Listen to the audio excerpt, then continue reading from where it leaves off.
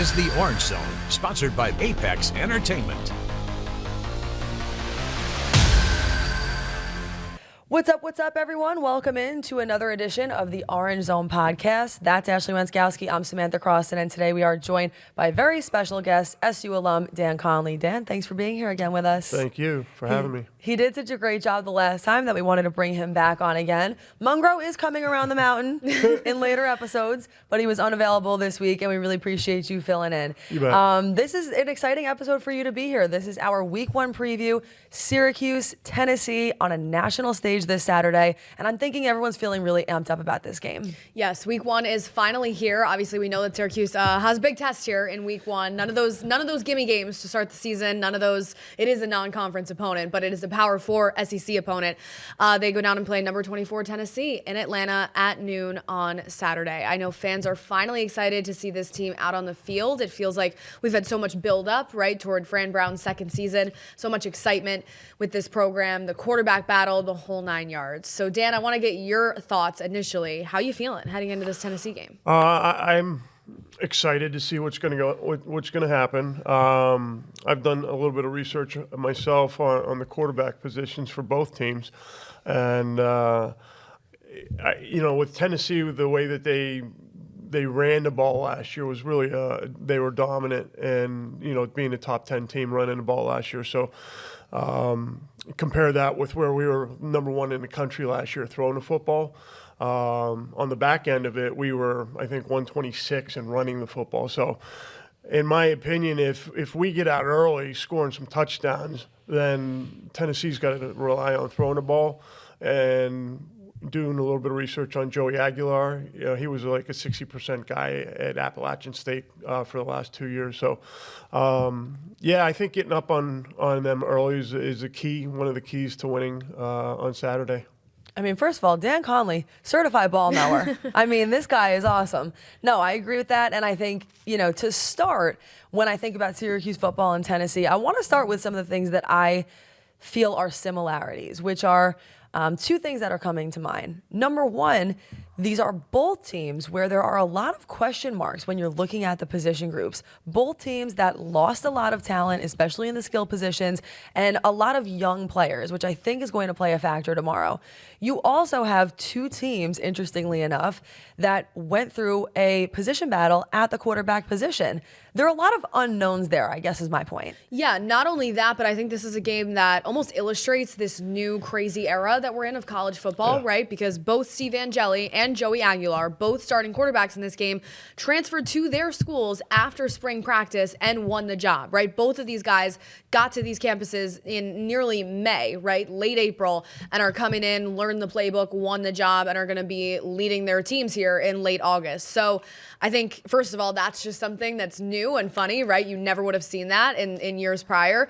But also, it's a testament to the fact that both of these offenses are still going to be figuring some things out, right? They're going to be fleshing out their play style. They're going to be fleshing out how Steve Angeli works with Jeff Nixon, how Joey Aguilar works with the Tennessee offensive coordinator. And like you said, Dan, I think Tennessee, relies a lot more on that run game, and we'll definitely see that. In that same vein, Syracuse last year with Kyle McCord relied really heavily on that pro-style, really pass-heavy offense. I think we are going to see a more balanced Syracuse offense this year because of Yasin Willis, Will Nixon. I think that Jeff Nixon is going to incorporate more of a running game. I don't think they'll be quite as down there in terms of the running game this year, but it'll be interesting nonetheless to see how they walk that balance in game 1. Yeah, I agree with you. It's it'd be fun to watch both quarterbacks comparison in today's NCAA world, whether it's basketball or football. I think it's complete bizarro world how these guys go to spring ball. Like Joey Aguilar didn't even take a rep at Tennessee. He was basically in spring ball, transferred out, and then they exchanged quarterbacks with UCLA, and it was bizarre. And that's but seeing how Syracuse, if they're going to balance the run this year, they've got a handful of really good backs in the backfield. There's a true freshman from Florida, Demetrius Samuels. I got a chance to watch. He's a guy that could play both ways, and I believe they're figuring on playing him this year as a 4-star guy coming in and balancing out the pass. Between the pass last year was so heavy for Syracuse, and I really think that's going to be a challenge for Nixon, is to balance the run versus the pass. Yeah, I almost think this game is going to sort of be a tale of whichever offense gets comfortable first, right? Because like I said, both these quarterbacks haven't been in either of these systems very long, right? Only a couple months. Then you have the atmosphere, right? They're playing at Mercedes-Benz Stadium, an NFL stadium, home of the Falcons in Atlanta. It's going to be a big-time environment. Obviously, it's going to be skewed towards Tennessee, just regionally, geographically. There are going to be more Tennessee fans there. But it almost seems like whichever quarterback and whichever offensive system gets comfortable first is really going to have the advantage in this game, right? Because you look at it, and Syracuse, in terms of talent disparity, in terms of location, in terms of a lot of things, is the underdog in this game, right? And the line reflects that. 2 touchdown underdogs. But one thing that they do have, and one thing that I think is important, is the fact that Steve Angeli has played in some really big-time games. I mean, he has never been the quarterback for Syracuse before, but he has been out there leading drives in the national semifinal, the national championship game, the Sun Bowl a couple years ago, right? Like, this is a guy that's not going to be thrown by a big-time atmosphere. Joey Aguilar's starting experience, like you said, comes at App State, right? He was at UCLA for spring ball, didn't see any time there on the field. He has not started under center in a Power 4 game.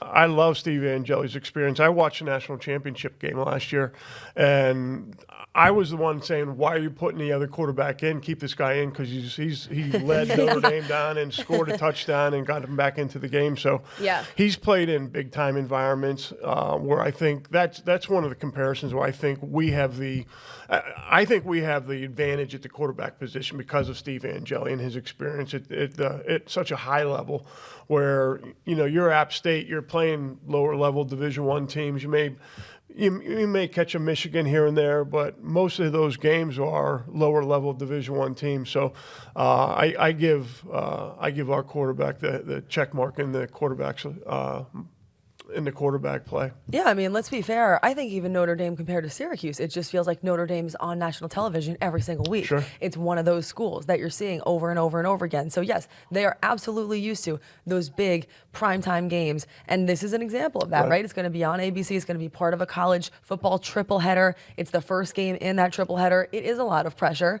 But I think for people who have been in those situations before, they're feeling a little bit more comfortable. I mean, you just being a football guy yourself, what is that first game mentality like? How do you play it when you really don't know what to expect? Just the excitement that the kids are going to feel, and I played in a similar situation, starting as a redshirt freshman for Syracuse, down at the Kickoff Classic against USC in the Meadowlands. I was on fire for a week or two before, just when you're told that you're the starting guy. It just takes a whole new dynamic to how you prepare yourself for the game, your mindset, and it's going to be, those guys are going to be so fired up to play this game. It's probably one of the most exciting beginnings for Syracuse in the past couple of years because you're playing a national top 25 team and realistically probably a top 10 team in the country. You're playing them in Atlanta's dome, the Mercedes-Benz Dome. It doesn't get any bigger than that, So it's going to be exciting for both teams. Both have been on the national stage. We finished with. I remember the regular season finished with that great win versus Miami on national TV. My kids even jumped over the wall to participate in the post celebration. But yeah, it's I think with that being such a national setting, it's going to be an incredible game. And I think that Fran Brown is looking at it as an opportunity, right? At the same time where it's a tough one in week 1. Nobody's disputing that, right? No time to work out the kinks, no time to do any experiments or anything like that. I think Fran Brown knows what this opportunity means to Syracuse, right? You come off of a year last year where you win 10 games in your first season, you end the year nationally ranked, you upset Miami, and you're on the national stage in that final week of the year. This is an opportunity to carry some momentum, even if you don't win the game, right? And I know that's not something people want to hear, but even if you lose and it's a close game, you lose by 3, you're in it at the end. There's, a 2-minute drill at the end of the game to see who wins. That's all a real opportunity for Syracuse to show that it's growing in the way that Fran Brown Brown wants it to. Because nobody's disputing, right? Like, I'm not going to get up here and say there is depth that exists in the SEC that doesn't yet exist at Syracuse, right? Some of the 2s and 3s on Tennessee would be starting on Syracuse, especially in more of those skill positions, defensively, some of that depth. Nobody's disputing that. But this is a real opportunity for Fran Brown to show that he's trying to build Syracuse into a program of that caliber.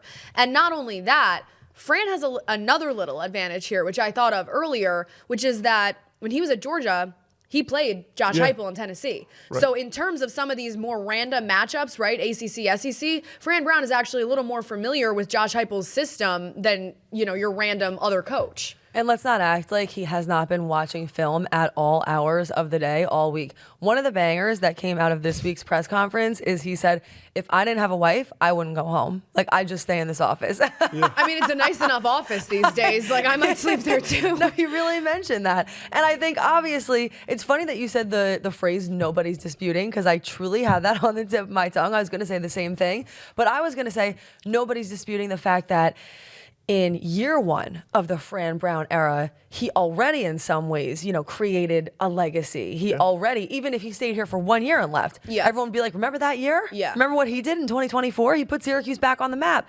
But Fran Brown didn't come here to be a one-year wonder. No. He wants to truly create a legacy. And you do that over time by bringing a program to heights that it either has never seen or has seen, but a long time ago. And you're trying to bring it back.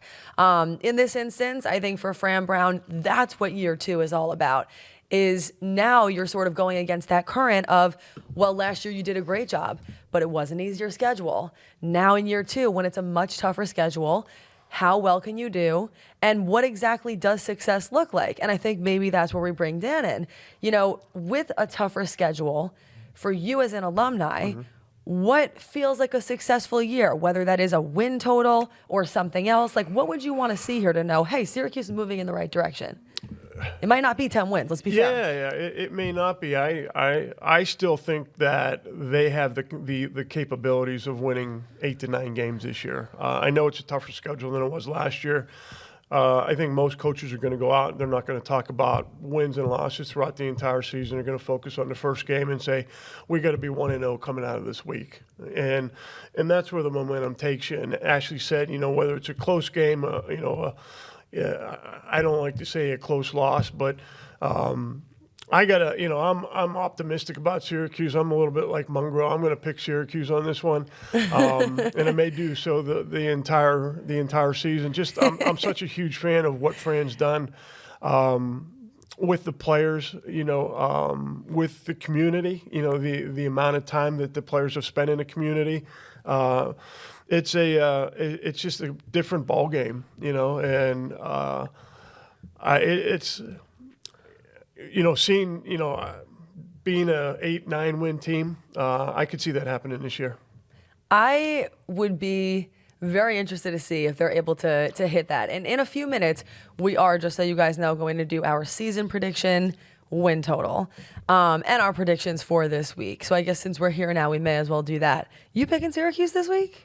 Well, it kind of goes hand in hand with my season predictions. So we might as well just do it all in right, one. screw it. Dan said 8 or 9 wins. I think, first of all, I think there was a difference in terms of what would mean a successful season and then what people actually think are going to happen, right? I think Syracuse, you look at the schedule this year, all of those away games are challenges, are uphill battles, right? Every single, right, you're playing 5 teams that made the college playoff last year, 1 that barely missed it, Miami, Tennessee, Clemson, SMU, Notre Dame. No one's disputing that the road schedule is extremely challenging.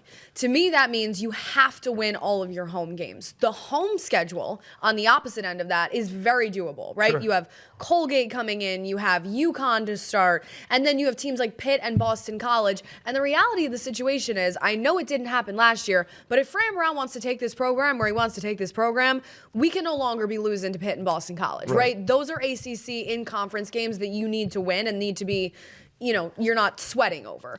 So I think you need to win all the games at home this year. I really, you got to go 6-0 at home. I know UNC, right? Bill Belichick Halloween. There's going to be a lot of drama around that.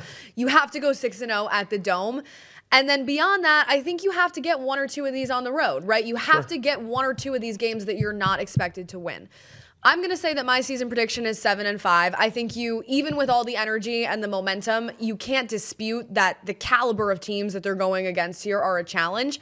I think Fran Brown does outweigh that, and maybe he finds a win or two that he's not supposed to. Maybe even 8-4. I would say I feel comfortable with 7-5. 8-4 would be like we exceeded all expectations this year, right? 8-4 would be a massive win.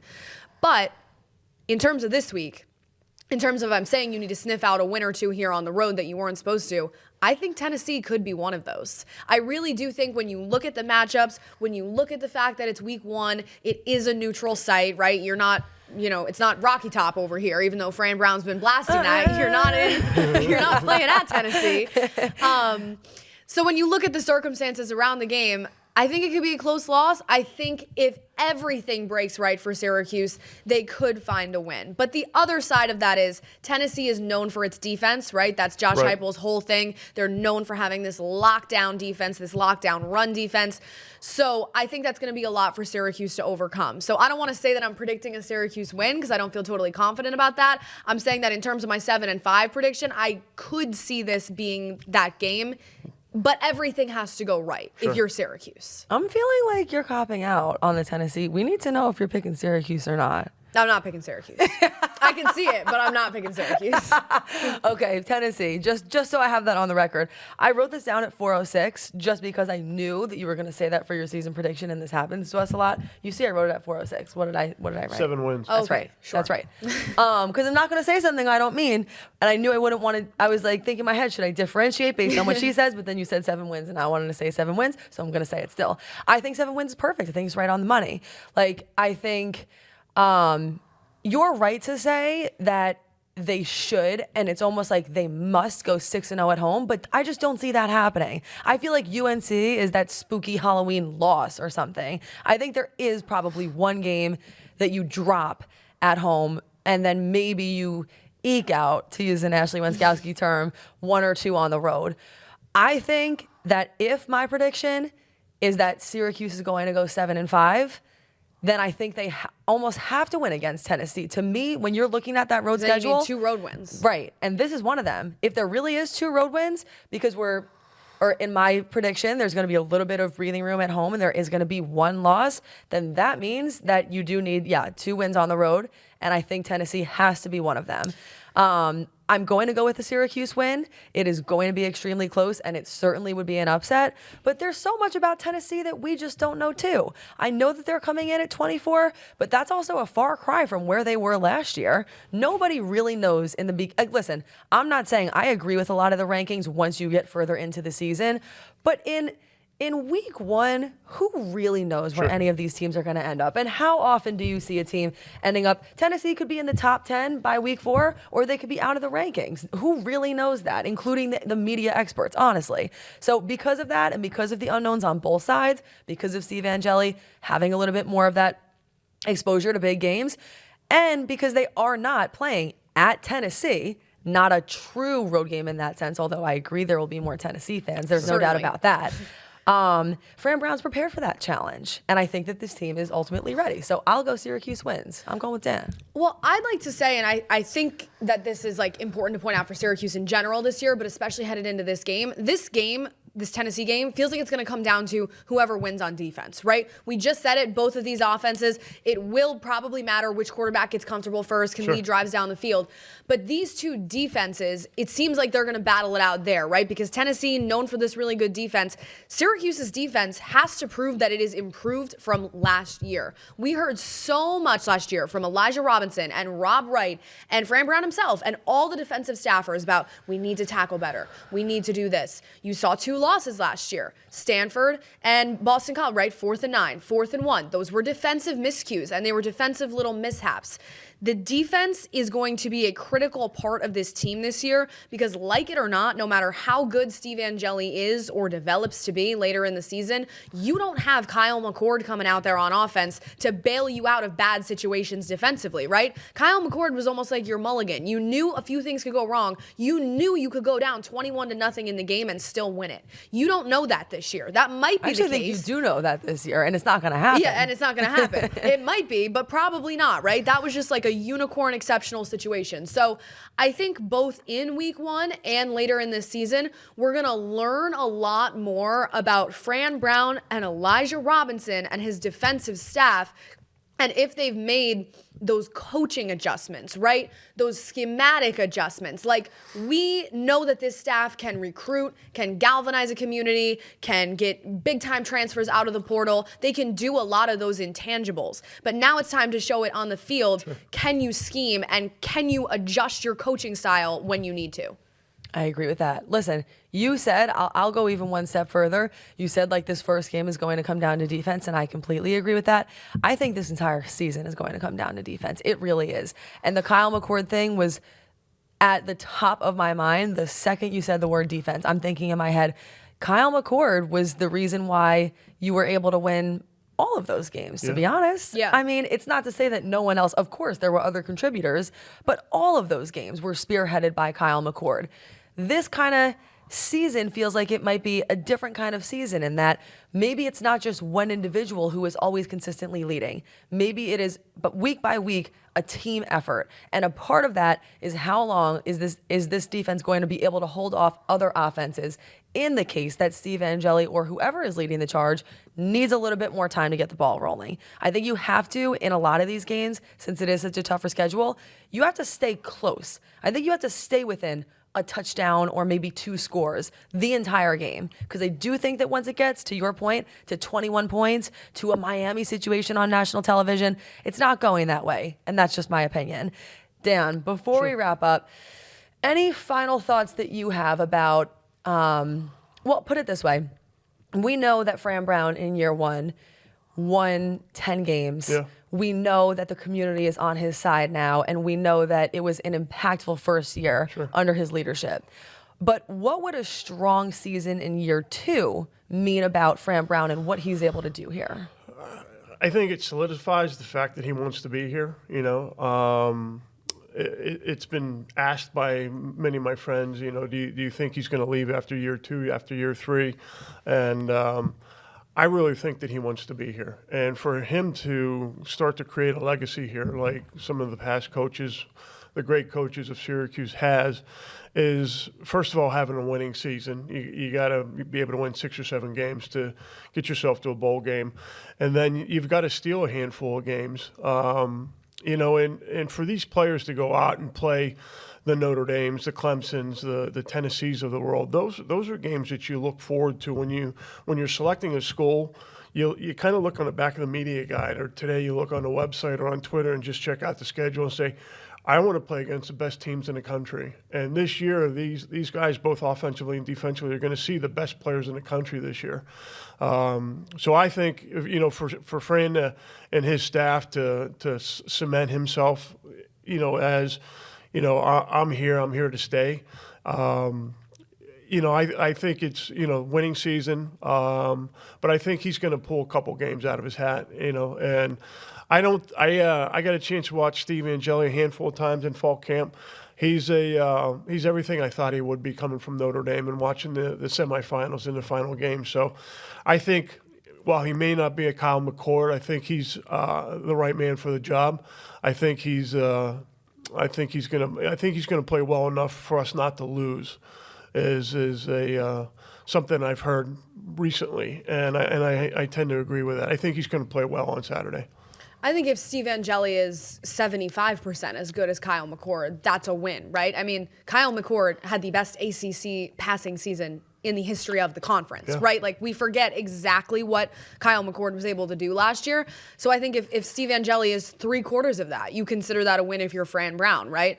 But yeah, I agree with everything that we're saying here, that I think the year is going to come down to defense, come down to coaching adjustments, and it's time to show us the money, right? Last year, you have a really easy schedule to work with. You go 10-3. It's fantastic momentum in your first year as a head coach, right? You get Kyle McCord, breaks the passing yards record. There's just so much to feel good about this year. Now this year is the measuring stick. It's the show me what you're really made of, with a new set of players, McCord gone, a younger team in all essences, right? And a really, really tough schedule. One other thing that just came to mind as Dan was talking, you mentioned that, you know, you want to be playing some of the best teams in the country, and Syracuse is.